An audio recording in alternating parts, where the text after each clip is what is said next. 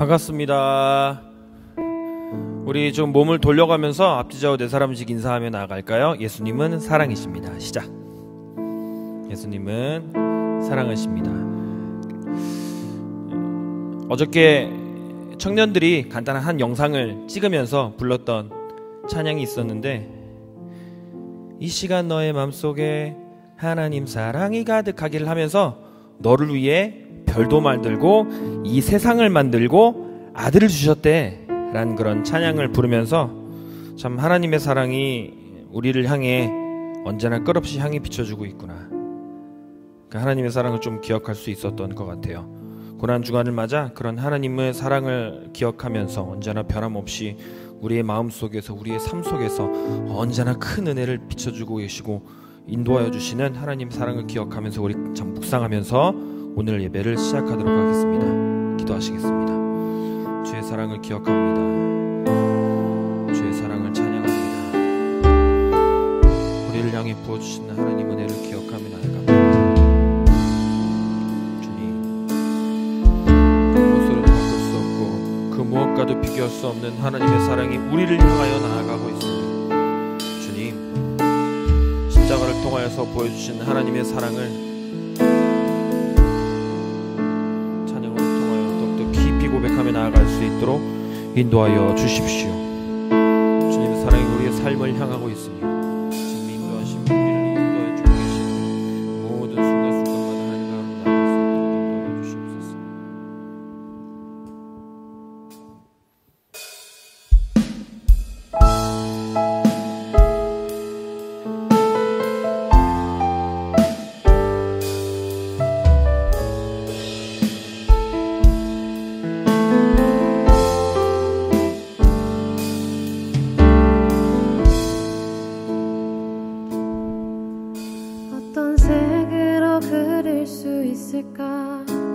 하나님 그 사랑, 넘치는 사랑 온 땅에 차올라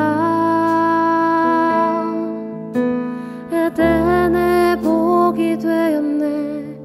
수만 가지 색채로 넘쳐나는 전나무와 찬란한 빛, 어떤 말들에 담을 수 있을까? 하나님 그 사랑, 참 사랑이신 하나님 형상 따라 당신과 내가 되었네. 풍성한 사랑으로 그분의 작품 주의 시로 그는 사랑에서 사랑으로 그는 사랑, 끊임없이 기다리시는 그는 사랑으로 죽음까지 거친 십자가의 길 걸으시는 그는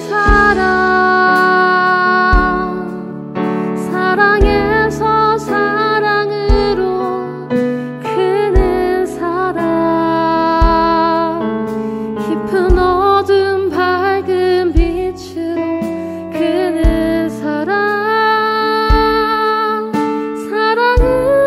부활까지 영원한 사귐으로 이끄시네. 그는 사랑,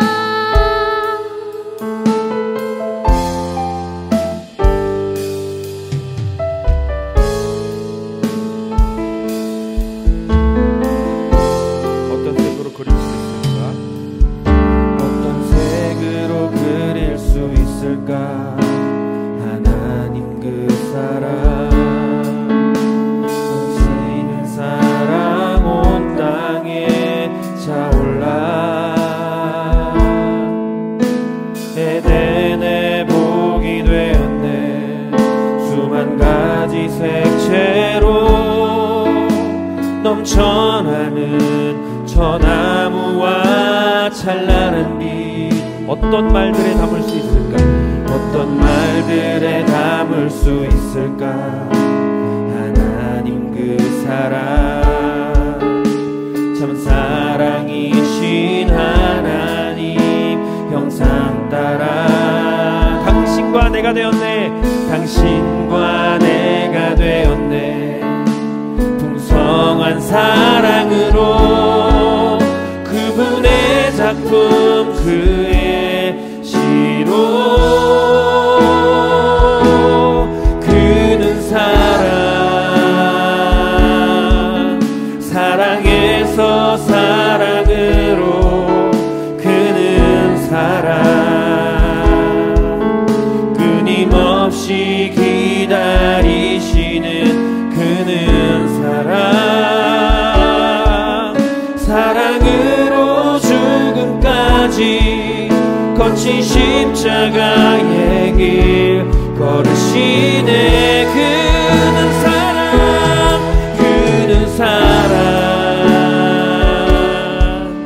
사랑에서 사랑으로 그는 사랑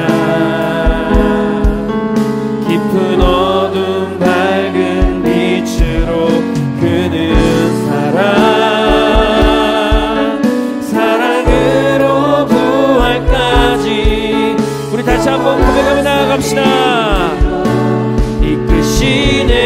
그는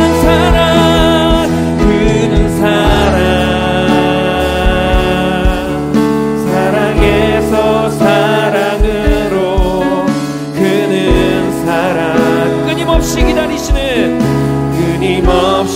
기다리시는 그는 사랑으로 죽음까지 거친 십자가의 길 걸으시네. 그는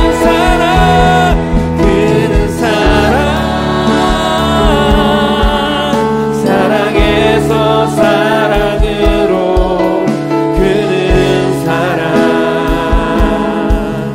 깊은 어둠 밝은 빛으로 그는 사랑으로 부활까지 영원한 사귐으로 이끄시네. 그는 사랑 우리를 잊지 않으시고 십자가의 사랑으로 그 사랑을 확증하신 주님의 사랑을 찬양합니다. 매일 우리의 삶 가운데 영원히 숨쉬고 계시는 하나님의 은혜를 느끼며 나아갑니다. 인도하여 주시옵소서. 주의 사랑이 우리의 삶 속에 영원히 가여질 수 있도록 인도하여 주시옵소서. 아멘. 우리 다시 한번 우리의 마음을 들여 주님께 고백하며 나아갑시다. 그는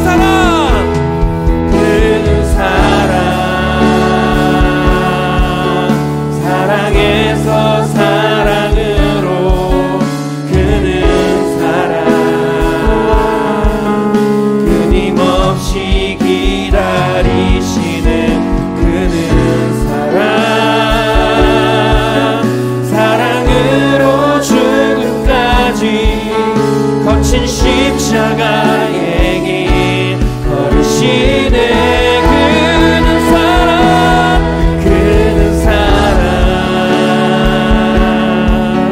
사랑에서 사랑으로 그는 사랑 깊은 어둠 밝은 빛으로 그는 사랑으로 부활까지 영원 우리 다시 한번 고백하며 나아갑니다. 이끄시네. 그는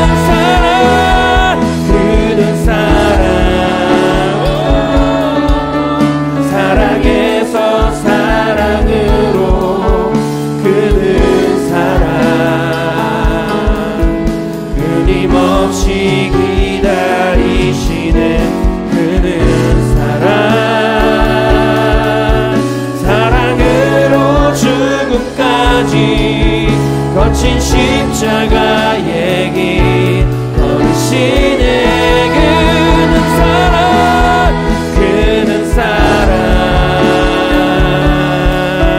사랑에서 사랑으로 그는 사랑 깊은 어둠 밝은 빛으로 그는 사랑 사랑으로 우리 마지막으로 온 마음을 다하여 주님께 고백하고 나아갑니다. 이끄시네. 그는 사랑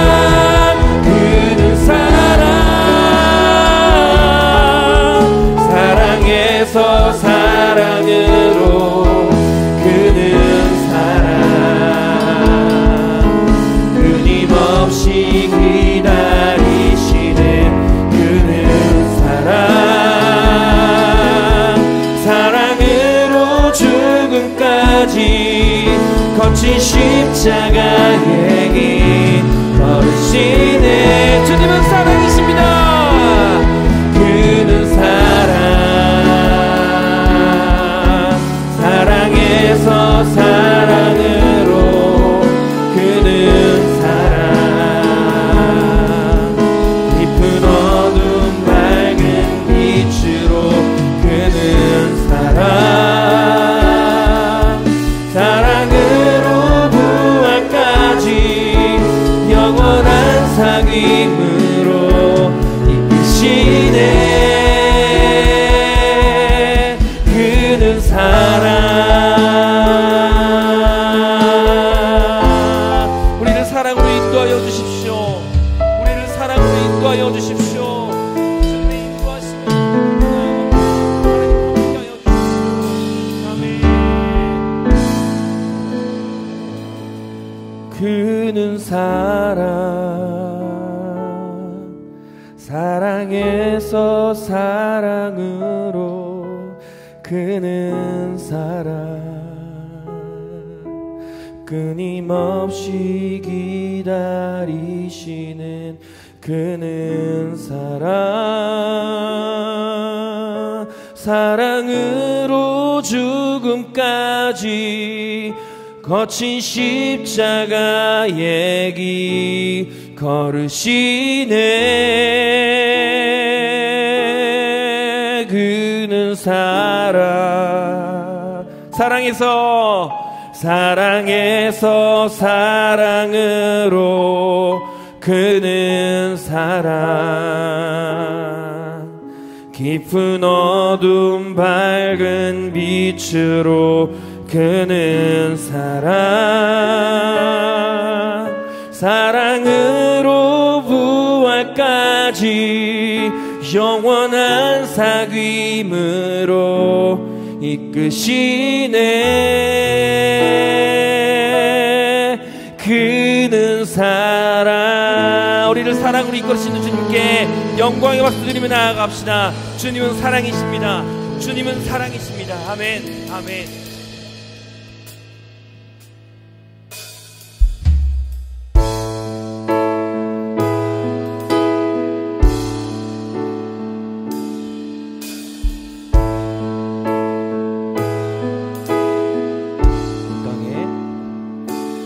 온 땅에 주인 되신 주님이 내 이름 아시며 상한 맘 돌보네. 어둠을 밝히시는 새벽별 방황하는 내 맘 주의 길 비추시네. 나로 인함이 아닌 주가 행하신 일로 나의 행함이 아닌 오직 주로 인하여 나는 오늘 피었다 지는 이름 없는 꽃과 같네. 바다에 있는 파도 안개와 같지만 주는 나를 붙드시고 부르짖음 들으시며 날 귀하다 하시네. 주님은 나의 죄를 보시고 사랑의 눈으로 날 일으키시네. 바다를 잠잠하게 하시는 내 영혼의 폭풍 고요케 하시네. 나로 인함이 아닌 주가 행하신 일로 나의 행함이 아닌 오직 주로 인하여 나는 오늘 피었다 지는 이름 없는 꽃과 같네. 바다에 있는 파도 안개와 같지만 주는 나를 붙드시고 부르짖음 들으시며 날 귀하다 하시네. 나는 오늘 피었다 지는 이름 없는 꽃과 같네. 바다에 있는 파도 안개와 같지만 주는 나를 붙드시고 부르짖음 들으시며 우리 다시 한번 고백하고 나갑시다. 하시네. 나는 오늘 피었다 지는 이름 없는 꽃과 같네. 바다에 있는 파도 안개와 같지만 주는 나를 붙드시고 부르짖음 들으시며 날 귀하다 하시네. 나 오직 주의 것 나 오직 주의 것 나 오직 주의 것 나 오직 주의 것 나 오직 주의 것 나 오직 주의 것 나 오직 주의 것.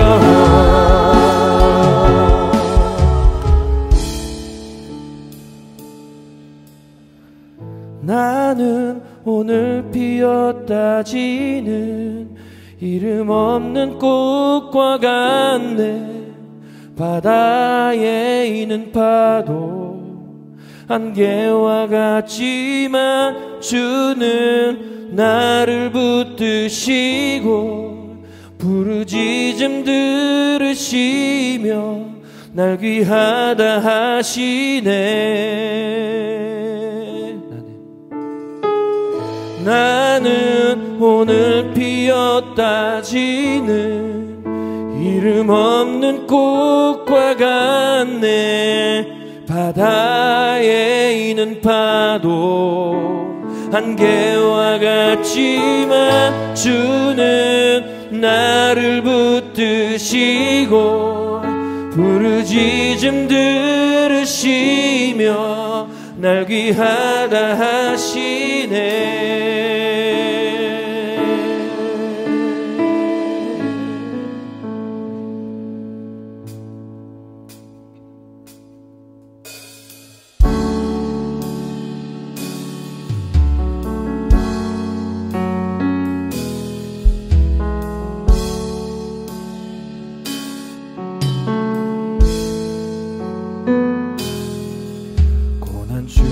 주 음성 들을 수 없다 해도 참된 진리 되신 주 나는 붙드네.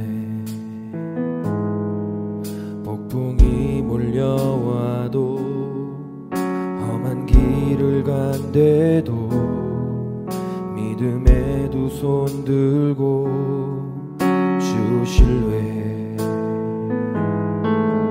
내게 행하신 그 놀라운 일,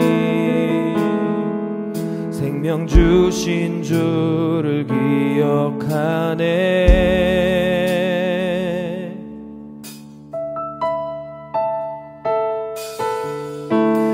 그 사랑이 내려와 날 자유케 하셨네. 영원히 나는 주님의 것. 산과 골짜기에서 내 영혼 노래하네. 영원히 나는 주님의 것.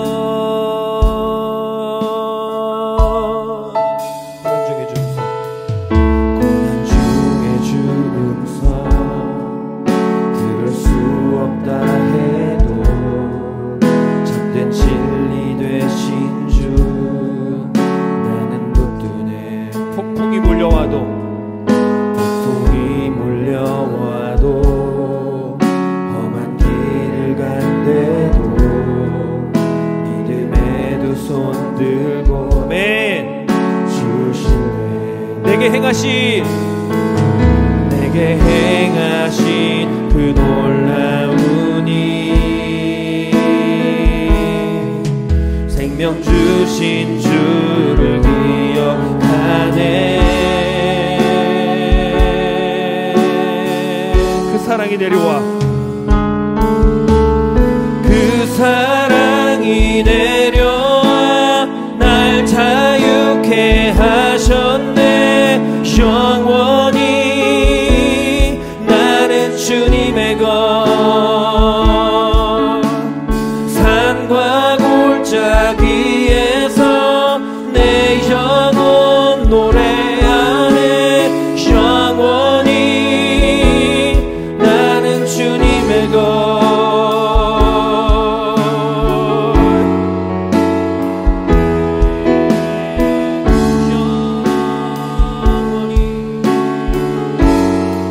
주의 약속이 이루어져, 주의 약속이 이루어져.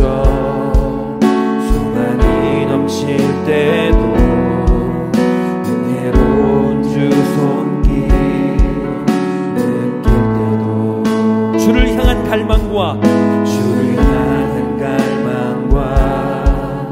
겸손한 마음으로 믿음의 두 손 들고 주 찬양해. 주를 향한 갈망과 겸손한 마음으로 믿음의 두 손 들고 주 찬양해.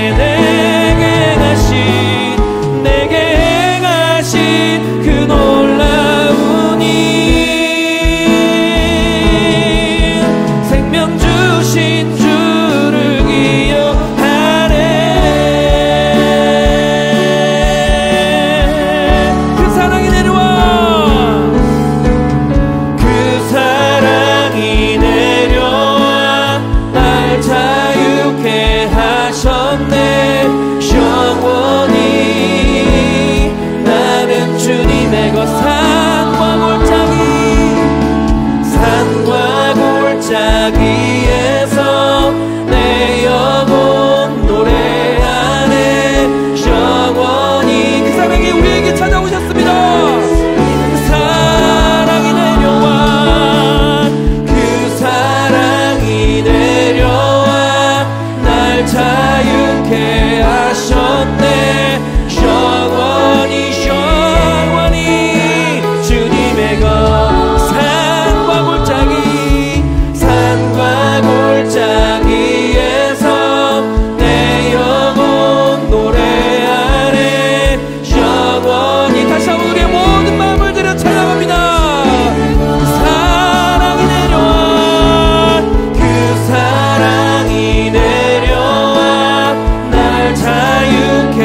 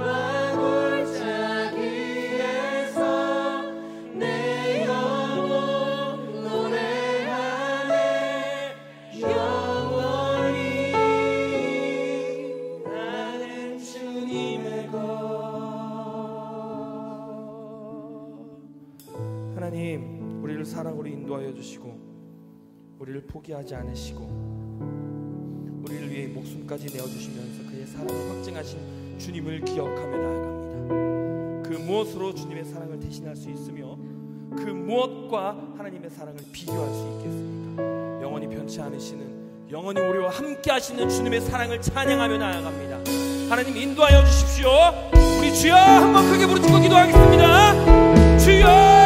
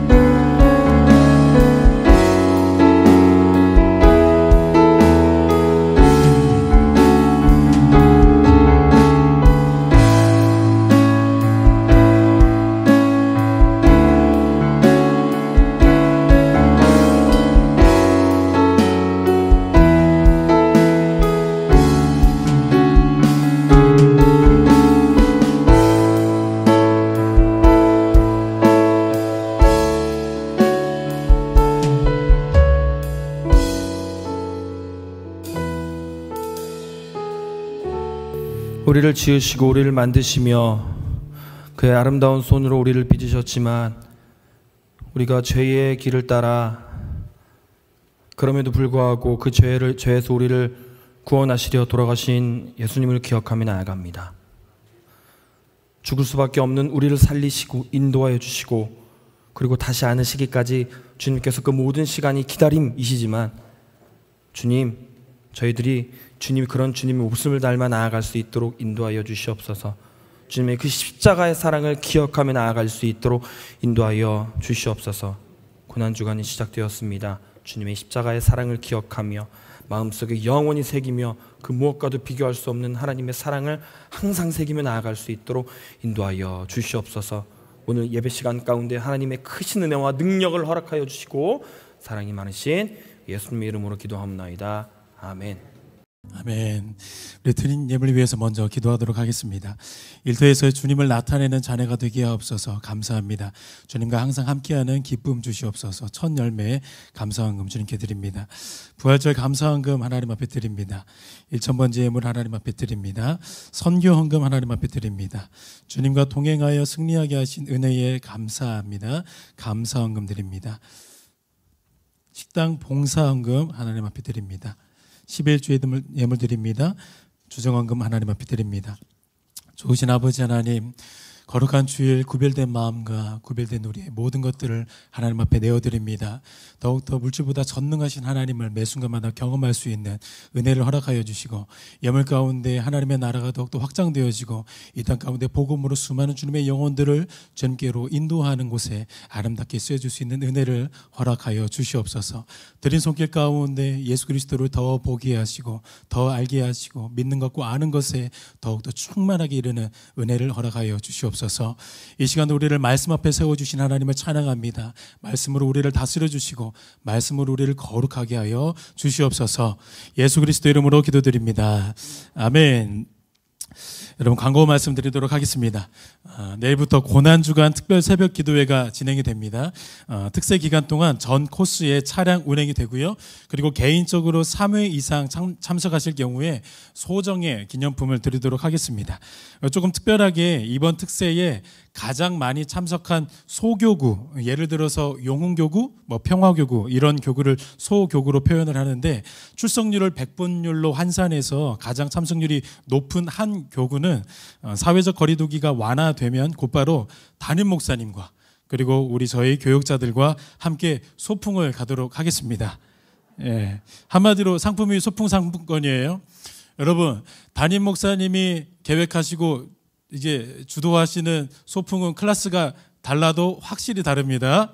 자, 여러분 우리 두 주먹을 불끈 쥐고 자 기도로 승리합시다. 하나 둘 셋. 기도로 승리합시다. 예. 자, 또 하나 광고 말씀 있습니다. 우리 청년대학부 좀 잘 들어주시면 좋을 것 같아요. 소리장학인재양성위원회에서 교회 창립주의를 기념하여 장학금 전달이 있습니다.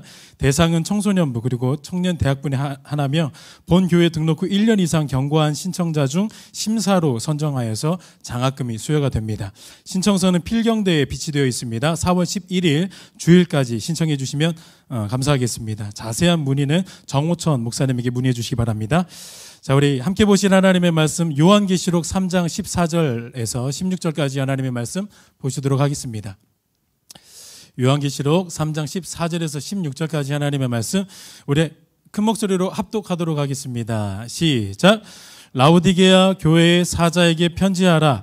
아멘이시오 충성되고 참된 증인이시오 하나님의 창조의 근본이신 이가 이르시되 내가 내 행위를 아노니 내가 차지도 아니하고 뜨겁지도 아니하도다.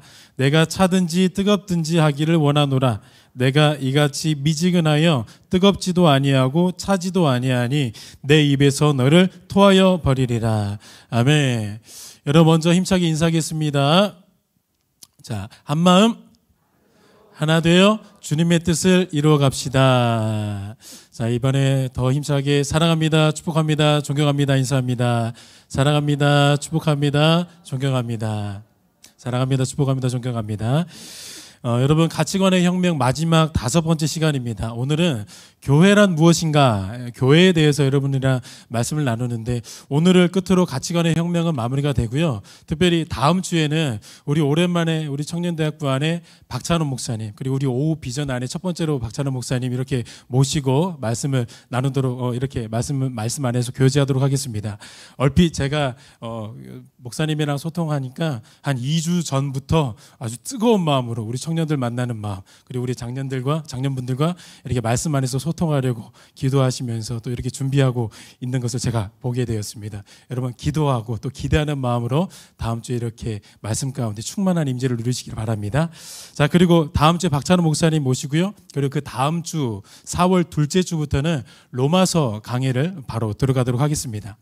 오늘은 교회에 대한 가치관을 여러분이랑 나누는데요. 사실은 오늘 나누는 말씀의 내용들이 늘 들어왔던 내용일 거예요. 그래서 어떻게 보면은 늘상 들어왔기 때문에 식상하다면 식상하고 또 진부하다면 진부한 내용일 텐데, 근데 이 진리의 내용들을 코로나를 통과하고 있는 이 시점에 다시 한번 우리가 귀를 기울이게 되면 결코 단순히 식상하게만 느껴지지 않고 진부하게만 느껴지지 않을 것 같은 그 기대를 가지고 말씀을 좀 준비했습니다. 제가 예전에 한번 언급했던 기억이 있어요. 특별히 신약 성경의 구조를 눈여겨서 보시면 가장 처음에 4개의 복음서를 시작으로 역사적 예수 그리스도를 생생하게 그려냅니다. 마태복음, 마가복음, 누가복음, 요한복음. 역사적 예수 그리스도를 생생하게 이렇게 그려내면서 예수 그리스도를 견고한 기초로 세우는 작업을 이 복음서가 동일하게 갖추고 있습니다. 그리고 곧 이어서 사도행전에서 엄청난 사건이 이렇게 폭발합니다. 어떤 사건이 폭발합니까? 교회가 탄생합니다. 마치 산모가 분만실에 들어가서 온 뼈가 어긋날 정도의 그 강력한 힘을 주면서 아기를 이렇게 분만하는 그 과정, 그 모습처럼 사도행전에서는 우리 성령 하나님의 강력한 힘 주심으로 무엇이 이렇게 탄생하게 되냐면 에클레시아, 교회가 탄생하게 됩니다.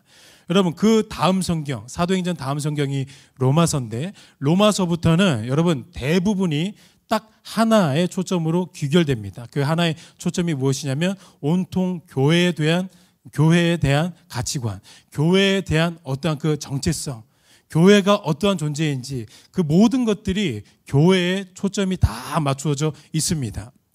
여러분 근데 이 교회에 대한 그 하나님의 관심과 비전은 신약 성경에서부터 시작된 것이 아닙니다.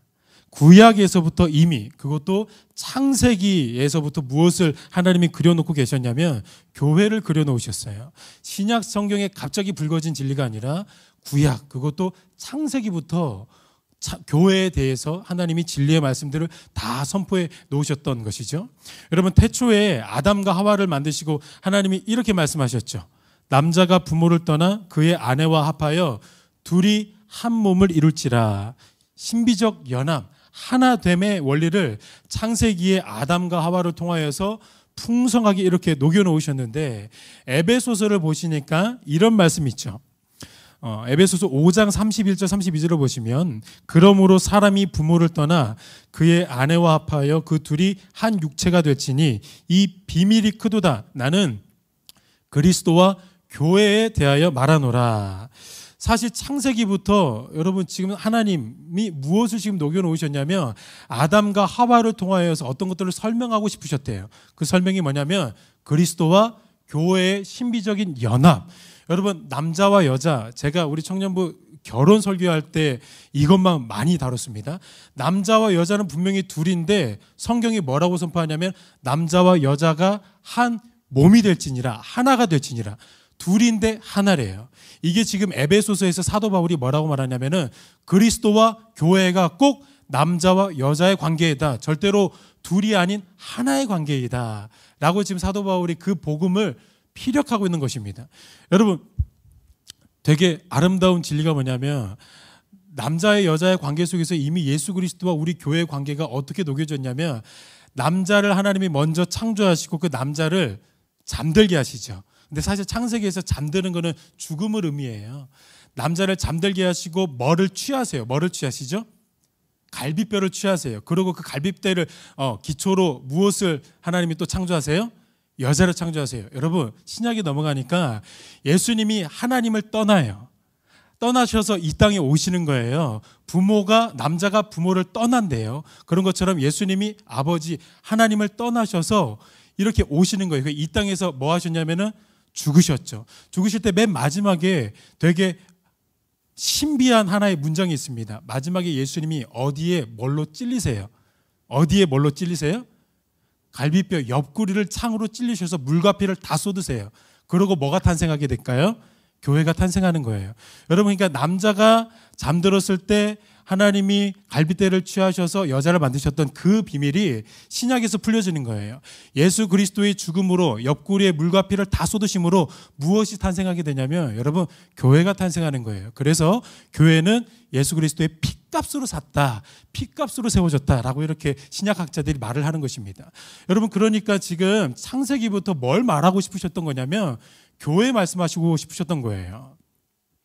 결국 성경은 창세기부터 요한계시록까지 교회와 그리스도에 대한 이야기를 담아놓고 있는 것입니다. 그런데 여러분 구약에 나타난 교회의 청사진이 무엇인가? 교회에 대해서 지금 하나님이 계속해서 말씀하고 싶으셨는데 그러면 구약에 나타난 교회가 무엇인가? 그 청사진이 무엇이냐면 하나님이 선택한 하나의 민족이 있습니다. 그 민족이 어떤 민족입니까? 이스라엘이라는 민족입니다. 여러분 맞습니다. 이스라엘이라는 민족이 구약의 하나님이 청사진처럼 이렇게 녹여놓으신 교회의 모습이에요. 바꾸어 말해서요. 이스라엘이라는 그 민족의 부르심이 무엇인가? 이스라엘이라는 그 민족의 정체성이 무엇이고 사명이 무엇인지를 보면 교회가 무엇이고 교회의 사명이 무엇이고 교회를 왜 부르셨는지를 이미 알 수 있다는 것입니다. 그리고 동시에 교회를 향한 그 하나님의 사랑과 교회를 향한 그 하나님의 변함없는 인도하심을 우리가 무엇을 통해 알 수 있고 발견할 수 있게 되냐면 구약에 나타난 이스라엘 백성들을 향한 하나님의 신실하신 인도하심과 하나님의 사랑을 보면 그게 꼭 교회를 향한 인도하심과 교회를 향한 하나님의 사랑이다라고 우리가 반추할 수 있다는 것입니다. 여러분 구약에 보니까 그 이스라엘 백성들을 향한 하나님의 사랑이 한순간이라도 어떻게 끊어진 적이나 한순간이라도 하나님이 미워 쪽으로 변한 적이 있으셨나요? 없으셨나요? 한 번도 하나님의 사랑은 이스라엘 백성들을 향하여서 끊어진 적이 없었습니다. 이 하나님의 모습과 태도가 지금 우리 교회를 향한 태도와 모습과 동일하다라는 것입니다. 구약에 나타난 이스라엘 백성들 그 모습이 교회의 청사진입니다. 하나님이 이스라엘 백성들을 애굽에서 구원하세요. 종로로 타고 있던 그 애굽이라는 민족, 애굽이라는 나라에서 그 연약한 민족이었던 이스라엘을 불러내십니다. 하나님이 불러내세요. 이게 교회의 시작이라고 말씀드리고 싶어요. 다시 한번요. 하나님이 불러내세요. 하나님으로부터 불러냄을 받은 존재, 이게 교회죠. 하나님으로부터 불러냄을 받은 존재. 그래서 마태복음 16장을 보시면 예수님과 베드로의 그 대화 속에서 베드로가 예수님에게 주는 그리스도시요 살아계신 하나님의 아들이십니다라는 이 대사를, 이 고백을 하니까 예수님이 이렇게 말씀하시죠. 예, 베드로야, 그거 너에게서 나온 고백 아니다. 네가 복이 있지만 이것을 알게 한 이는 혈육이 아니고 하늘에 계신 내 아버지시니라. 여러분, 지금 예수님이 무엇 말씀하고 계시냐면은 교회는 절대로 우리의 능력이나 우리의 어떤 재주와 우리의 어떠한 것으로부터 나온 것이 아니라 하나님으로부터 나온 고백으로 말미암아 부름받은 존재가 교회. 이거 절대로 놓쳐서는 안 된다라고 예수님이 가장 먼저 말씀하셨던 겁니다. 기초, 그 신앙의 고백이 이렇게 수면 위로 올라왔을 때 베드로야, 너 이거 놓치면 안 된다. 그거 하나님으로부터 나온 고백이야. 이거 놓치면 안 된다라는 것입니다. 이게 교회의 정체성이죠. 그래서 교회의 출발은, 교회의 존재적인 그 정체성의 출발은 어디까지나 하나님으로부터 출발해야 됩니다. 그리고 하나님으로 말미암고 하나님에게로 돌아가는 것. 이게 교회의 정체성입니다. 그렇게 부름을 받은 존재가 교회죠. 그래서 여러분 사도행전의 기록을 보시면 유명한 우리 집사님 스데반 집사가 죽기 직전에 이런 설교를 하죠. 그 설교 중간에 어떤 내용이 있냐면 이렇게 말을 하는 겁니다. 시내산에서, 사도행전 7장 38절 전반부를 보시면 시내산에서 말하던 그 천사와 우리 조상들과 함께 광야 교회에 있었고, 스데반 집사가 지금 광야에서의 이스라엘 백성들을 뭐라고 명명하냐면 광야 교회에 있었고 광야 교회다라고 말하고 있는 겁니다. 여러분, 지금 우리 너무나도 잘 알아요. 광야에서 이스라엘 백성들이 하나님에게 어떤 모습 보였는지 우리 너무나도 잘 알아요. 늘 개차반의 모습이었습니다. 얼마나 엉망이었는지 우리는 너무나도 잘 알죠. 광야에서의 그 역사 자체를요, 지워버리고 싶을 정도로 부끄러운 흑 역사의 현장이 바로 광야의 역사의 현장이었습니다. 근데 지금 스데반 집사는 그 흑 역사의 모습을 가지고 있었던 바로 그때 그 순간조차 이스라엘은 교회였다라고 말하고 있는 거예요. 왜냐하면 바꿀 수 없는 가장 우선된 교회의 정체성, 가장 우선된 교회의 정체성은 그 교회가 사역을 잘하든 사역을 혹 엉망진창으로 하든 사역의 어떠한 성과와는 상관없이 하나님으로부터 불러냄을 받은 그 순간부터 교회이기 때문에 그 스데반 집사가 광야, 그 개차반이었던 그 광야의 역사의 현장이었던 이스라엘 백성들조차 교회라고 이렇게 명명하면서 고백하고 표현했던 것입니다. 사랑하는 여러분, 교회에 대해서 함부로 비난하거나 손가락질하는 모든 시도들을 이 순간부터 그치시기를 바랄게요. 여러분, 교회는 하나님으로부터 불러내는 그 순간부터 이미 거룩한 하나님의 교회입니다. 사역의 정체랑은 상관없어요. 이미 그 거룩성은 하나님으로부터 존재하기 때문에 하나님의 거룩한 교회가 되는 것입니다. 특별히 우리 청년 지체 여러분, 대형 교회를 향한 매스컴에서 아무리 그렇게 세상에서 비난하고 질타를 하더라도, 물론 우리가 비판하고 성찰해야 되는 부분들은 그 누구보다, 밖에 있는 사람들보다 우리 안에서 더 비판하고 성찰해야 되지만, 무분별한 비난과 무분별한 손가락질은, 여러분 대형 교회를 하는 그런 비난과 손가락질은 그치시기를 바랍니다. 하나님의 교회의 가치는 하나님으로부터 불러내는 순간부터 이미 하나님의 거룩한 공교회가 되는 것이기 때문입니다. 여러분, 교회, 청사진을 우리는 지금 구약에 나타난 이스라엘은 그 민족을 통해서 우리가 발견하고 있는 중에 있습니다. 하나님이 이스라엘 민족을 광야로 불러내셨죠. 그 삭막한 광야에서 비록 앞에서 말씀드렸던 것처럼 속된 말로 더럽게 하나님 말도 안 듣고 정말로 답 없는 모습을 보였던 그 이스라엘 민족, 그런데도 불구하고 그 광야에서는 다른 것들이 하나님과 이스라엘의 관계에 끼어들지 않았습니다. 그 관계 가운데 방해하지 않았습니다. 하나님과 이스라엘 민족만의 달콤한 만남의 시간들과 추억들이 그 광야 시간에 있었습니다. 비록 개차반의 모습을 보인다 할지라도 그 둘 관계만 있었던 거예요. 그 광야에서는. 여러분, 그래서였을까요? 하나님이 그 광야의 순간들을 뭐라고 이렇게 추억하고 회상하고 계셨냐면, 예레미야서 2장 2절 말씀 한번 띄워주세요.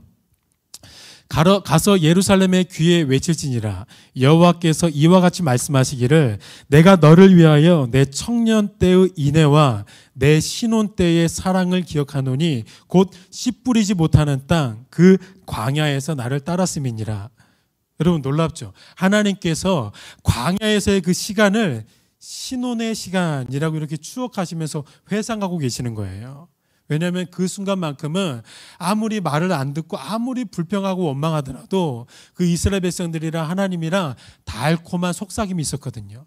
이스라엘 백성들이 다른 것들이 보이지 않으니까, 광야에서 뭐가 보이겠습니까? 아무것도 보이지 않으니까 늘 불기둥과 구름기둥만 보고 하늘에서 늘 매일같이 쏟아지고 내려지는 그 만나만 보고 하나님만 집중하고 있으니까, 오직 그들의 시선이 늘 하나님에게만 있으니까 그 모습을 추억하면서 하나님이 뭐라고 그 시간들을 회상하시냐면, 그때가 내 신혼의 때였지.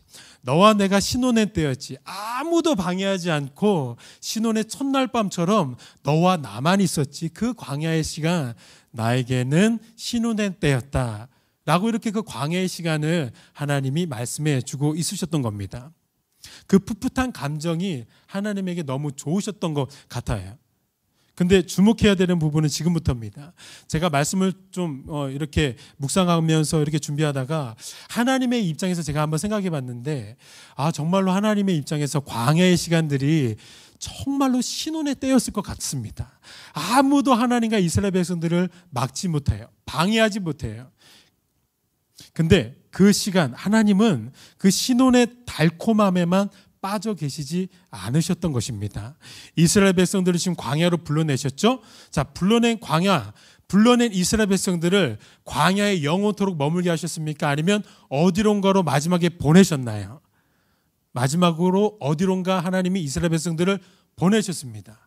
여러분, 하나님의 입장에서 그 신혼의 달콤함을 다 이렇게 포기할 정도로 광야에 있었던 이스라엘 백성들을 보내셨던 장소가 있습니다. 그 장소가 어디입니까? 가나안 땅으로 하나님 보내시죠. 레위기 25장 38절 말씀, 우리 한 목소리로 읽어볼까요? 나는 시작.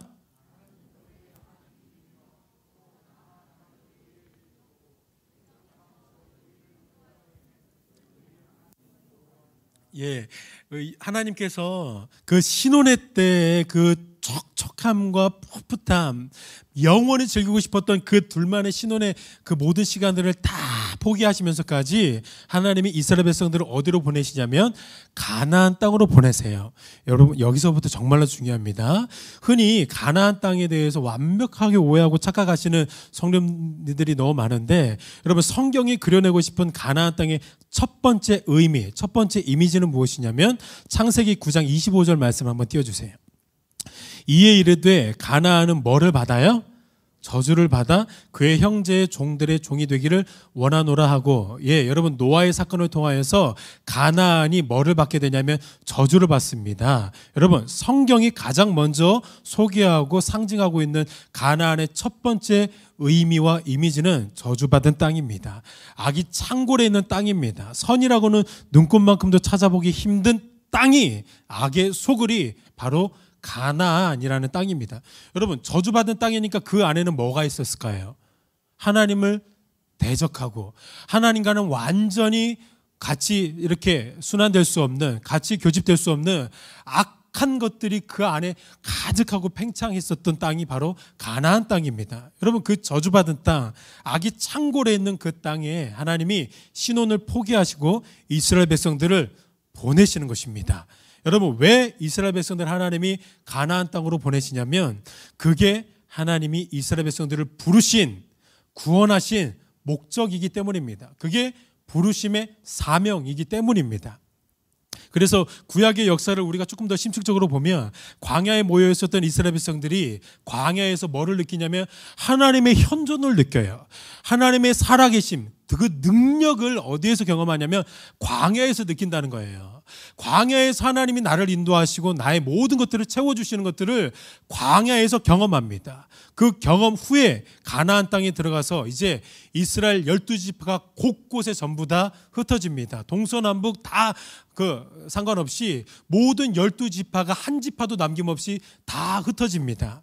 지파마다 땅을 분배하면서 그 모든 지파 가운데 모든 지파가 가나안 땅을 조금씩 다 점령하는 역사를 여호수아서에 그려놓고 있는 것입니다. 여러분, 이 역사 하나님이 먼저 광야에 부르셨어요. 그리고 이제 가나안 땅, 저주받은 땅, 악의 소굴에 들어가는 순간 다 흩으세요. 그러면서 각 흩어진 곳마다 이스라엘 백성들이 다 점령하고 장악하는 역사, 이 구약의 역사를 그대로 담아놓고 그대로 실현되어지게 기록해 놓은 성경이 있습니다. 그 성경이 사도행전의 역사입니다. 여러분, 사도행전의 역사를 보시면 하나님이 제자들을 예루살렘이라는 곳으로 모아놓으십니다. 오순절 마가의 다락방, 어디에서 일어난 사건이에요? 예루살렘에서 일어난 사건입니다. 예수님이 말씀하셨죠. 예루살렘에 모여있으라. 성령의 권능을 받게 될 것이다. 여러분, 성령의 뜨거운 임재를 예루살렘에서 놀랍게 제자들이 경험합니다. 여러분, 거기에서 지금 예수님이나 제자들이 성령을 통하여서 신혼방이 일어나고 있는 겁니다. 여러분, 근데 예루살렘에 계속 있었나요? 아니면 하나님이 흩으셨나요? 흩으셨죠. 사도행전 8장 1절 말씀 우리 한 목소리로 읽어볼까요? 시작. 그날에 예루살렘에 있는 교회에 큰 박해가 있어 사도 외에는 다 유대와 사마리아 모든 땅에 흩어지니라. 하나님이 예루살렘에 모여있게 하지만 않고 예루살렘에 성령의 충만한 임재를 받은 그 제자들을 온 유대와 사마리아와 땅끝까지 흩으세요. 똑같죠. 구약의 여호수아에 나온 그 사건이 교회의 청사진이었기 때문에 교회가 탄생하는 그 사도행전의 역사에 그대로 이 역사가 반복되고 그대로 실현되는 거예요. 모이죠? 그 다음에 흩어지죠. 여러분, 광야에 모여서 신혼을 즐기시던 그 하나님의 모습, 그 다음에 예루살렘에서 성령을 통해 신혼을 즐기시던 그 예수 그리스도의 모습, 그 다음에 흩으시는 모습. 여러분, 잘 생각해 보세요. 이 원리가 너무나도 중요합니다. 하나님이 모으시고 흩으시는 이 원리가 지금 우리에게 그대로 적용되고 있어요. 하나님이 모으시는 날이 있습니다. 교회에 모으시는 날이 있어요. 그 모으시는 날이 언제일까요? 주일이에요. 지금 우리가 하나님의 놀라우신 그 장치, 제도 안에서 모여요. 여러분, 잘 반추해 보시기 바랍니다. 그 구약에서 가나안 땅에서 놀라운 정복의 역사, 점령의 역사가 일어났던 그 능력의 원천은 어디에서 나타났을까요? 어디에서 그 놀라운 충전들이 일어났을까요? 광야죠. 광야에서 하나님의 놀라우신 능력을 경험한 이스라엘 백성들이 그 힘으로 말미암아 가나안에서 점령하는 역사가 일어나는 거예요. 여러분, 똑같아요. 예루살렘에서 성령의 놀라운 임재를 경험해요. 초자연적인 것들, 하나님의 현존, 성령의 현존을 거기서 경험해요. 경험하고 나서 하나님이 흩으시는 거예요. 경험 전에 하나님 흩으시지 않으세요. 경험 후에 성령으로 말미암아 놀라운 능력을 받은 제자들이 온 유대와 사마리아와 땅끝까지 흩어져서 예수의 능력과 권능으로 천국의 열쇠를 가지고 모든 감옥의 문들을 다 열어 잠그는 겁니다. 사랑하는 여러분, 존경하는 여러분, 주일이 정확하게 이런 의미입니다. 세상을 이처럼 사랑하시는 그 하나님이 세상을 변화시키기 위하여서 한 날을 거룩하게 하셨대요. 그래서 여러분, 우리를 거룩한 존재라고 말하기 전에 구약을 보시니까 안식일에 대해서 거룩한 날이다라고 말해요. 그 날을 통해서 거룩해진대요. 그게 주일에 담겨진 영적인 원리예요. 여러분, 우리가 주일 예배 가운데, 우리의 성도의 교제 가운데 무엇이 있어야 되냐면 하나님의 현존이 있어야 되는 거예요. 성령의 놀라운 임재가 있어야 되는 겁니다. 하나님의 그 살아계신 위로가 있어야 우리가 여기에서 놀라운 충전, 광야에서 이스라엘 백성들이 받았던 충전, 예루살렘에서 성령으로 말미암아 예수의 제자들이 받았던 그 놀라운 충전이 우리가 주일마다 그 사모함으로 모여서 충전되어지는 거예요. 그래서 이 주일의 퀄리티가, 이 주일의 성령의 역사가 어디까지 이어지게 되냐면 월, 화, 수, 목, 금, 토요일까지 이어지는 것입니다. 그러니까 월요일부터 토요일까지를 결정짓는 그 퀄리티, 아이덴티티, 그 거룩의 역사, 정복의 역사가 언제 결정지게 되냐? 주일날 결정지게 되는 거예요. 그러니까 주일 성수는 우리에게 절대로 바꿀 수 없는 거룩의 마지노선이에요. 주일 상관없이, 거룩한 주일 상관없이 내가 세상 가운데 뭐 거룩으로 힘내보겠다? 여러분, 그 하나님이 만들어 놓은 제도를 무시해버리겠다는 도전이에요. 우리가 어떻게 거룩하게 될 수 있어요? 하나님 분명하게 말씀하셨죠. 거룩한 날이다. 그 날을 통해서 내가 너희들을 거룩하게 하겠다. 그러니까 그 날을 통해서 우리가 거룩하게 되고 성령의 임재가 있는 것이고 하나님의 놀라운 예배의 체험이 있는 것이에요. 그러니까 예배가 너무 귀하죠. 예배는 우리가 우리의 만족, 우리의 은혜의 충만함을 통하여서 결국에는 하나님이 이처럼 살아가시는 세상으로 보내기 위한 파송의 날이 되는 것입니다. 놀라워요. 주일에 대한 그 원리. 여러분, 우리 교회의 정체성이 무엇이에요? 모이죠. 그 다음에 어디로 흩어지냐? 저주받은 땅, 저주받은 사람. 그들 땅과 그 저주받은 사람에게 파송되어지는 거예요. 이게 교회의 정체성이에요. 이스라엘 백성들을 향한 정체성이었고 예루살렘의 제자들을 향한 정체성이었어요. 그게 우리를 향한 정체성이고 우리를 향한 부르심의 목적이라는 것입니다. 이게 교회예요. 여러분, 근데 우리가 가지고 있는 예수의 제자의 가치관은 어떤가요? 여러분, 우리가 가지고 있는 교회의 가치관은 어떤가요? 여러분, 한번 돌아보시기를 축원드리는 것입니다. 예전에 밖에서 사역을 할 때 어떤 청년이 저에게 와서 이렇게 자랑을 합니다. 자신이 교회를 다니게 되면서 조금씩 교회를 다니게 되니까 제가 세상 친구들을 끊게 되었습니다. 조금씩 더 교회에 깊이 이렇게 스며들게 되니까 전도사였을 때 전도사님, 제가 이제 세상 친구들 다 끊었습니다. 연락처 다 삭제했습니다. 제가 세상 친구들 제가 다 스팸으로 차단했습니다. 할렐루야 하면서 저에게 자랑하더라고요. 여러분, 어디서부터 비뚤어진 것일까요? 여러분, 어디서부터 우리가 비뚤어진 것일까요? 세상 친구들을 차단한다? 세상 친구들과 교제를 결별한다? 여러분, 교회에 대한 가치관이 어디서부터 비뚤어지게 된 것일까요? 왜 스스로를 광야 안에서만 고립시켜 놓냐는 거예요. 우리 하나님 그 신혼의 감정까지 포기하시면서까지 악의 속을, 그 저주받은 땅과 저주받은 사람들에게 우리를 보내시는데, 나 이제 신혼 내가 참을 테니까 이제 너희들 가서 그 저주받은 땅을 너희들이 새롭게 해라. 그 저주받은 사람들 다시 한번 복음을 전해라. 예수의 향기로 너희들이 전염시키고 오염시켜라. 단어가 좀 이상하지만 예수의 향기를 날려라. 이렇게 하나님이 우리를 보내셨는데 우리는 그걸 자랑해요. 광야에서 고립시키는 걸 자랑해요. 세상 친구들 다 끊어냈습니다. 나의 거룩을, 나의 경건 생활을 방해하는 그 세상 친구들 나 연락처에서 다 삭제했습니다. 전도사님, 이걸 저에게 자랑해요. 제가 어떻게 반응해야 됩니까, 여러분? 그게 자랑거리예요? 그게 진정으로 교회에 대한 가치관의 건강한 모습이에요? 세상 친구들 끊는 게 나는 광야가 좋사오니, 하나님 나는 광야가 좋사오니, 하나님 난 예루살렘이 좋사오니, 난 신혼이 좋사오니, 계속해서 이렇게만 우리가 고립되는 것이, 여러분, 이게 옳습니까? 나는 예수 믿는 사람들이랑만 교제할 거고, 나는 예수 믿는 사람들이랑만 커피 마실 거고, 나는 예수 믿는 사람들이랑만 대화할 거고, 내 핸드폰 연락처에 예수 믿는 사람들은 절대로 있어서는 안 되고, 난 오직 예수 믿는 사람들이랑만 교제할 거다. 그 사람들이랑만 나는 항상 함께 할 거다. 이게 진정으로 예수를 따르겠다고 하는 그 제자들의 참된 모습이냐는 것이죠. 여러분, 도대체 그러면 그들에게는 누가 예수를 전합니까? 여러분, 그들은 그럼 도대체 누가 예수의 향기를 맡게 합니까? 도대체 그들에게는 누가 가서 예수의 위로를 전하냐는 것입니다. 경건생활 방해된다고, 기도생활 좀 방해된다고, 내 안에 내가 잘 공든탑처럼 쌓아놓은 그 조그마한 그 거룩한 감정 방해된다고, 내 안에 더러운 이물질들이 그 친구들을 통하여서 내 안에 들어올까봐 그게 겁나서, 그게 무서워서 세상 사람들 다 잘라내고 인연 끊어내면, 여러분, 그 예수님이 우리에게 칭찬합니다라고 도장 찍어 주시겠습니까?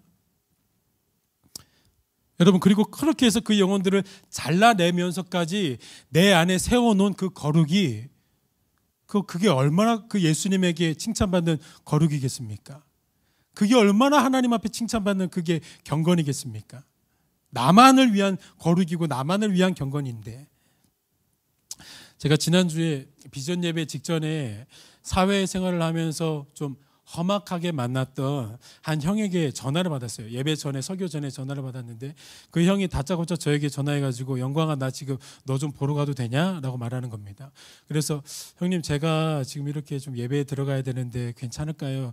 나 지금 바로 갈 테니까, 광주에 사는 형인데 나 지금 좀 바로 갈 테니까 좀 만나주라 해가지고 형님 오십시오 라고 이렇게 제가 전화를 하고 바로 설교단에 올라왔습니다. 설교를 다 끝나고 봤는데 저 뒤에 뒷자리에 이렇게 우두커니 앉아있더라고요. 그 형이요, 여러분, 등에 문신한 형이에요. 일반 사람들은 가까이 하기에는 되게 거친 분위기와 외모도 좀 거칠어요. 저보다 더 거칠게 생겼습니다.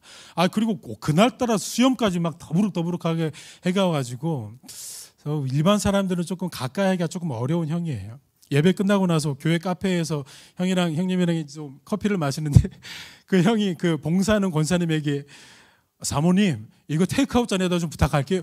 막 이렇게 말하는데 제가 옆에서 막 얼굴이 붉어져가지고 아무리 교회 문화가 몰라도 제 입장에서는 조금 난처하더라고요. 막 사모님 하면서 이렇게 다가가니까. 여러분, 제가 그날 그 형님한테 커피 마시면서 정식으로 사과하고 잘못하다고, 죄송하다고 제 미안한 마음을 전했습니다. 형님이 먼저 찾아오게 해서 내가 정말로 미안하고 죄송하다고. 다음에 꼭 제가 먼저 형님 찾아가겠다고. 제가 먼저 형님 가가지고 식사 대접하겠다고. 여러분, 너무 부끄럽더라고요. 하나님이 제 안에 좀 정죄하는 마음, 저를 좀 질타하시고 책망하시는 마음이 제 마음에 너무 깊이 들어왔었습니다. 찾아갔어야 되는데, 제가 먼저 연락하고 제가 먼저 막 그렇게 했어야 되는데 그 형님이 먼저 찾아오기 위해서 하나님한테 조금 많이 따끔하게 혼나는 느낌을 많이 받았습니다. 그리고 감사하게 그 형님 교회 다니겠대요. 예수 믿겠다고는 아직 안 했지만 교회 다니겠대요. 여러분, 혹 제가 악의 속으로 있는 그 사람들에게 달려가게 됨으로 말미암아, 맞아요, 여러분들이 예상하고 계시는 그런 어려움들이 있어요. 정말로 우리 문화, 기독교 문화에 있지 않은 사람들이랑 교제하고 그 사람들 세상 속에서 우리가 녹여들잖아요. 여러분, 이 감정의 노동과 시간의 노동이 어마어마합니다. 이거 예수 믿는 사람들이랑만 이렇게 교제해도 힘들잖아요. 같이 교회 공동체를 묶여있는 우리끼리 교제하는 것도 마음 안 맞고 문 안 맞는 것들이 있어서 힘든데, 완전 다른 세상, 여러분 세상의 문화 속에서 저 평생을 저주해 있는 사람들이랑 교제하고 감정의 그 어떠한 노동들을 하면 여러분 엄청 피곤합니다. 여러분. 근데 여러분, 그 노동이 얼마나 힘든지도 아는데 그 악의 속으로 있는 그 사람들에게 만약에 제가 달려가게 됨으로 말미암아 제 감정이 피곤하고 혹시라도 제가 지금까지 쌓아왔던 그 내 안에 있는 나만의 그 거룩과 경건 생활, 경건의 분위기들이 타격을 입는다 할지라도, 만약에 제가 가게 됨으로 그 사람이 복음으로 꼽히게 되고 혹시라도 멀리 담쌓았던 이 교회에 한 발자국이라도 더 가까이 할 수 있다면, 여러분, 저는 제 경건, 제 거룩 다 포기하겠어요. 저는 그저 진짜 가시고기가 되어서 나를 그냥 다 뜯어 먹으십시오. 내 물질도 다 뜯어 먹으시고 내 감정도, 내 시간도 다 뜯어 먹으십시오. 가시고기가 되겠어요. 만약에 그가 예수 그리스도로 다시 한번 거듭날 수만 있다면 가시고기가 되겠어요.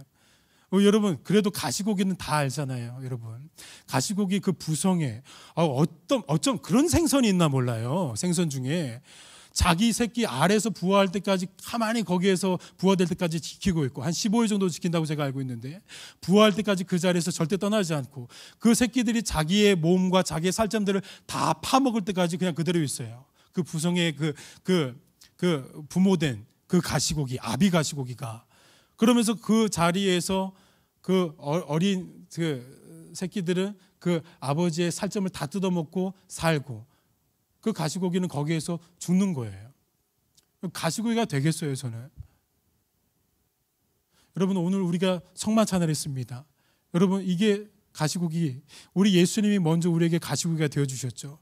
예수님이 우리에게 뭐라고 하셨냐면은 내 살과 내 피를 먹으래요. 나를 그냥 다 파먹으래요. 여러분, 우리가 파먹어서 우리가 살게 되었습니다. 그리고 예수님이 죽게 되셨어요. 가시고기예요. 우리 예수님 먼저 그렇게 가시고기가 되셔서 우리를 살리셨죠. 그리고 요한복음에 보시니까 예수님이 이렇게 우리에게 말씀하세요. 아버지가 나를 보내신 것처럼 나도 너희를 보내노라.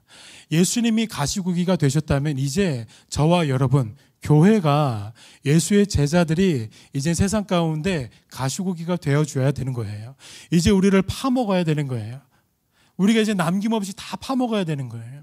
그렇게 이제 일주일 동안 우리가 파먹은 상태로 이제 뼈만 앙상하게 남아놓고 우리가 또 주일날 예배 가운데 누구를 먹냐면 예수 그리스도를 먹어요. 예수님을 매일 또 파먹어요. 그러고 나서 이제 우리가 세상 가운데 또 가시고기가 되어서 세상이 우리를 파먹죠. 교회를 파먹죠.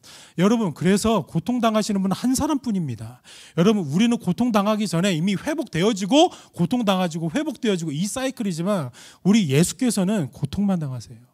그러니까 피해자는 늘 고통당하셨던 분은 예수님 뿐이세요. 예수님을 우리가 먹죠. 주일마다 먹죠. 여러분 아시죠? 초대교회 때 성찬은 매일 했습니다. 매주마다 했습니다. 예수님을 먹는 것, 우리가 예수님을 먹고 나를 세상이 먹는 이 사이클을 매일 기억하라고 매일 성찬식을 했었습니다. 가시고기가 되어주는 겁니다. 여러분 기억하시길 바랍니다. 교회는 세상에 내어준 존재예요. 세상이 파먹으라고 있는 존재가 교회입니다. 이게 교회의 절대적으로 바꿀 수 없는 가장 우선된 가치성입니다. 여러분, 근데 언제부턴가 이 부르심과는 완전히 정반대로 교회가 세상을 파먹고 있습니다. 교회가 이웃을 파먹기 시작했습니다. 교회가 힘이 생기더니, 교회가 권력이 생기더니 교회가 세상을 파먹기 시작했습니다. 이웃도 파먹어요. 심지어는 교회 안에 온 연약한 성도들까지 교회가 파먹기 시작했습니다. 주일날 예배 시간 늦을까봐 다른 사람들 장사하는 곳에 버젓이 주차해놓고 그 장사하는 세상 사람이 차 좀 빼주세요 전화하니까 나 예배 드리고 있으니까 이따 예배 끝나고 차를 빼주겠다고 하지 않나. 여러분, 이 교회 가운데 그래도 교회 가면 좀 도와주겠지라고 허름한 모습 가지고 담배 냄새 풀풀 풍겨가면서 교회에다가 손을 내미니까 교회가 완전 도와주기는커녕 따끔하게 혼을 내주고 혼쭐을 내주고 인생 그렇게 살지 마. 너 돈 줘봤자 술밖에 더 먹겠어. 너 돈 줘봤자 또 담배밖에 더 피겠어. 너 인생 그렇게 살지 마. 아니 도와주지는 못할 망정 혼을 내고 아주 그냥 따끔하게 인생 교훈을 해가지고 보내질 않나. 뿐만 아니죠. 교회가 자신의 그 이득이 되는 것이라면, 교회의 이득이 되는 것이라면 앞뒤 가리지 않고 막 살벌한 모습을 취해버리기 시작했습니다. 교회가 살점 뜯기려고 하면 그 뜯기기 싫어가지고 제자들이 내 살점 뜯기려면 뜯기기 싫어가지고 보호하기 바쁘는 세상이 펼쳐진 것 같은 생각을, 그런 모습을 지울 수가 없는 것입니다. 이뿐만 아니겠죠. 너무나도 다양한 모습 속에서 우리와 가까운 곳에서 이미 우리의 살점들을 막고 있고 오히려 우리가 살점들을 뜯어먹고 있는 모습들이 너무 많다는 거예요. 교회가 힘이 생기고 권력이 생기더니 교회가 어떤 존재인지 그리고 어떤 부르심이 있는지를 다시 한번 나부터가 저부터가 그리고 우리 전주 영생교회 우리 성도님들이 좀 곱씹기를 바라는 마음으로 교회에 대한 가치관을 묵상하다가 성경에 소개된 어떠한 교회가 불현듯 딱 떠올랐습니다. 그 교회가 요한계시록에 소개된 라오디게아 교회입니다. 그 교회를 향하여서 아멘이시여 충성되고 참된 증인이신 창조의 근원이신 예수 그리스도께서 이렇게 그 교회를 향하여서 말씀하고 계시는 것입니다. 오늘 본문 3장 15절 16절 우리 한번 합독하도록 하겠습니다. 시작. 내가 내 행위를 아노니 내가 차지도 아니하고 뜨겁지도 아니하도다. 내가 차든지 뜨겁든지 하기를 원하노라. 내가 이같이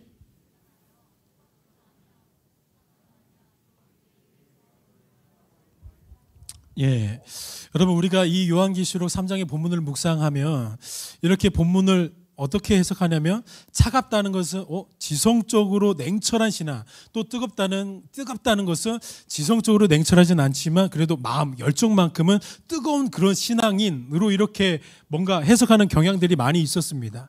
그래서 어떻게 적용을 하냐면 하여튼 이쪽이든 저쪽이든 한쪽의 신앙인은 좀 돼보라고 이런 식으로 조금 해석을 적용하지 했던 모습들이 많이 있었습니다. 여러분 근데 이 본문은 물에 대한 그 문화, 그 물에 대한 특성을 이해하지 않으면 풀리지 않는 본문입니다. 여러분 들어보시기 바랍니다. 당시 라오디게아 지역에는 물을 자체적으로 어떻게 할 수 없었고 멀리서부터 끌어와야 하는 지리적인 특성이 있었습니다.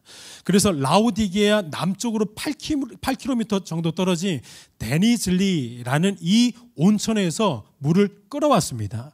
근데 그 끌어오는 과정에서 그 물이 워낙 멀리서 끌어오다 보니까 과정 중에 미지근하게 되었던 거예요.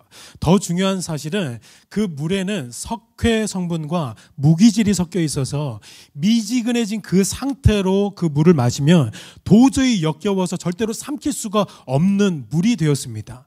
그래서 반드시 그 물을 끌어온 상태에서 어떻게 해야 되냐면은 뜨겁게 해서 먹든지 아니면 차갑게 해서 먹든지 해야만 했었습니다. 그리고 동시에 더 중요한 것은 라오디게아 주변 지역에 어떤 지역이 있었냐면 골로세라는 지역과 히에라볼리라는 지역이 있었습니다.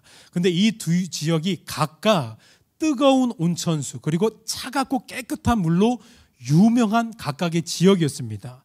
그리고 그 지역의 물들에는 뭐가 유명했냐면 치유의 효능이 있다고 정평이 나 있었습니다. 그 지역 사람들은 그 뜨거운 물과 차가운 물의 치유의 효능에 정평이 나 있어서 모두가 다 알고 있었습니다.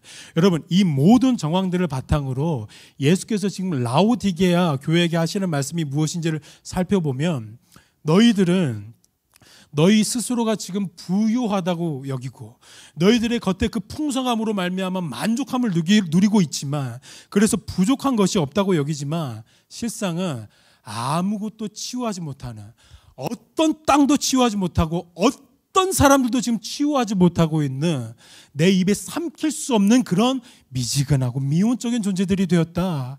그런 교회가 되었다라고 하나님이 질책하시고 예수 그리스도께서 책망하고 계시는 본문입니다. 여러분, 뭐를 책망하시는 거예요? 치유력을 잃은 것을 책망하고 계시는 거예요. 다시금 병든 세상을 치유하는 그런 교회와 그런 제자가 될 것을 예수 그리스도께서 엄중하게 말씀하고 계셨던 것입니다. 여러분, 말씀을 마무리할게요. 코로나19 사태를 저희가 지금 통과하고 있는 중에 있습니다. 전문가들은 이제 하반기 정도면은 모든 것들이 다 끝날 것 같다라고도 이렇게 좀 말도 하기도 하지만 여러분, 코로나19를 우리가 통과하고 있는 이 시점에 저는 이렇게 반추해 보고 싶습니다. 정말로 코로나가 교회의 위험 요소로만 존재할까요? 정말로 코로나가 교회의 위험 요소로만 존재할까요? 교회를 해체시키고 교회를 병들게 하고 교회의 능력을 앗아가는 그런 요소로만 존재할까요? 물론 국가가 우리 교회에 대한 그 어떤 부당한 태도들 이런 것들을 우리가 절대로 간과해서는 안 됩니다. 교계에서 이미 큰 소리를 내고 있습니다. 하지만 우리의 영적인 실상으로 한번 바라볼게요. 과연 코로나가 우리 교회를 침해하고 해체시키는 쪽으로만 갔을까요? 과연 코로나가 교회의 해악이고 교회를 무너지게 하는 그런 요소로만 존재할까요? 참 아이러니하게도요, 기독교의 발흥이라는 책을 보시면, 너무 유명한 책인데 그 기독교의 발흥이라는 책을 보시면 교회가 가장 위대한 부흥과 급진적으로 건강한 성장을 바라게 될 때가 언제였냐면, 아이러니하죠, 전염병이 창궐했던 때였습니다. AD 165년 그리고 AD 251년 로마 제국 전체에 혹독한 전염병이 돌았습니다. 그때 지하에 숨어 있었던 카타콤 성도들이 그 땅을 전염병으로부터 치유했습니다. 여러분, 그때 예수 믿는 그 카타콤 성도들이 그 전염되어 있던 모든 사람들을 치유했습니다. 그 땅을 치유했고 그 민족을 치유했습니다. 그러고 나서 이내 기독교가 로마 제국의 국교로 313년에 제정되었던 겁니다. 그리고 16세기 종교개혁도 똑같았죠. 페스트, 흑사병으로 인해서 유럽의 그 인구 절반을 앗아가고 있을 때 교회가 죽어가는 영혼들을 치유했고 죽어가는 그 민족을 살렸습니다. 그리고 그 힘을 바탕으로 종교개혁이 유럽 전역에 힘을 얻기 시작했던 겁니다. 여러분 보세요. 전염병이 창궐했을 때 교회가 예수 그리스도의 사랑을 폭발적으로 보여줬습니다. 전염병이 창궐했을 때 모든 민족과 나라가 혼란하여서 어떤 방향으로 가야 될지 방향성을 잡지 못하고 있을 때 교회가 그 방향성을 잡아줬습니다. 그래서 국가가 교회를 인정해 줬어요. 많은 사람들이, 민족들이, 사람들이, 동네 사람들이 교회를 인정해 주기 시작했습니다. 그리고 부흥을 경험했어요. 성장을 경험했습니다. 지하에 있었던 카타콤 성도들이 드디어 핍박을 면하고 교회 그 수면 위로 올라오게 되었습니다. 이게 역사가 우리 가운데 증명해 주는 교회의 역사예요. 이게 교회의 쌩얼이었어요.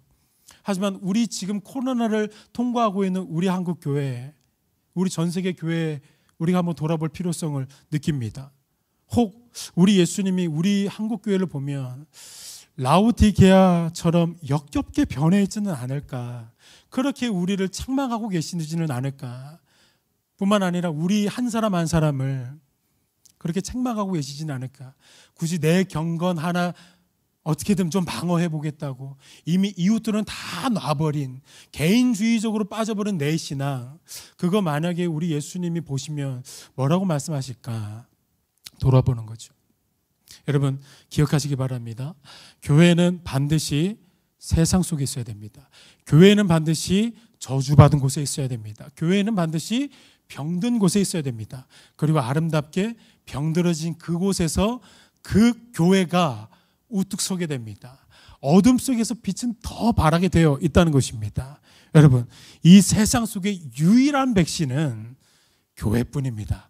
다른 것은 대안이 없습니다. 여러분, 어떤 것에서 소망이 없습니다. 오직 교회만 소망이고, 교회만 대안이고, 교회만 코로나 가운데 백신이 된다는 사실, 이 우리 사명이 있고 여러분 이 부르심이 있다는 사실을 꼭 기억하시는 저와 여러분 되기를 예수님의 이름으로 축원드립니다. 기도하시겠습니다. 좋으신 아버지 하나님, 날마다 우리를 말씀으로 깨워주시고 그 말씀 가운데 우리 가운데 말씀하시는 그 하나님의 마음을 우리가 느끼게 해주셔서 우리를 부르신 그 부르심의 사명을 깨닫고 그 사명 가운데 성령의 능력으로, 성령의 권능으로 세상 가운데 예수의 제자들로 예수의 향기가 되어져서 우리가 빛과 소금으로 비춰주며 녹여줄 수 있도록, 우리가 미랄이 되어서 우리가 가시고기가 되어서 세상을 살리는 우리 모두가 되어줄 수 있도록 늘 말씀으로 더욱더 통치하시고 다스려 주시옵소서. 이제는 예수 그리스도의 은혜와 하나님의 사랑과 성령님의 교통하심이 성삼위 하나님을 예배하기 위해 모인 하나님의 택한 자녀들 머리 위에, 그들의 가정과 자녀들과 그들의 순례의 여정 위에, 그리고 우리 전주 영생교회와 한국교회와 전세계 열방의 교회들 위에 영원토록 함께 있을지어다.